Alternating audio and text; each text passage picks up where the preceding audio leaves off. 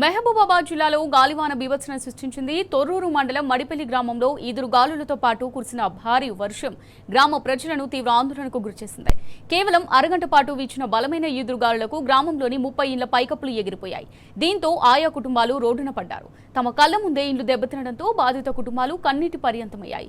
చంటి పిల్లలను ఒడిలో పెట్టుకుని రాత్రంతా నిద్ర లేకుండా గడిపామని బాధితులు వాపోయారు. ప్రకృతి విపత్తుతో దెబ్బతిన్న ఇండ్లను సంబంధిత అధికారులు వెంటనే పరిశీలించి బాధిత కుటుంబాలను ప్రభుత్వమే ఆదుకోవాలని గ్రామస్తులు వేడుకుంటున్నారు.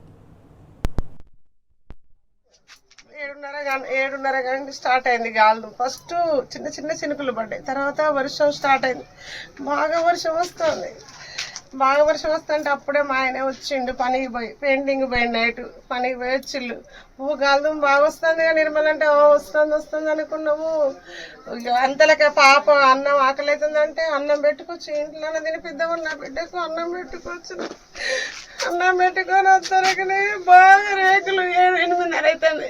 బాగా రేకులు అటు ఊపితరకనే భయమై అసలు ఇంట్లో కురికినాం, మా ఇంట్లో కురికినాం. గోబో నా బిడ్డ ఈడ ఉండేసరికి రౌతు ఈడ పడ్డది. ఇట్లా ఉండి నా బిడ్డ ఇట్లా పడ్డ సార్ నాకు ఎంత కష్టం వచ్చింది. రేకులు పోయినాయి, టీవీ తడిచింది, పిరిచి ఖరాబ్ అయింది, కూలర్ పోయింది, బట్టలు బియ్యం కూడా తడిచినాయి. బియ్యం ఇంట్లో వేసుకున్నాం, మాకు తింటానికి కూడా బియ్యం లేవు. అసలు మా పరిస్థితి అంత ఘోరంగా ఉన్నా సార్. అసలు అన్ని తడిచిపోయినాయి రేకులు. ఇప్పుడు మేము ఎట్లా వేసుకోవాలి?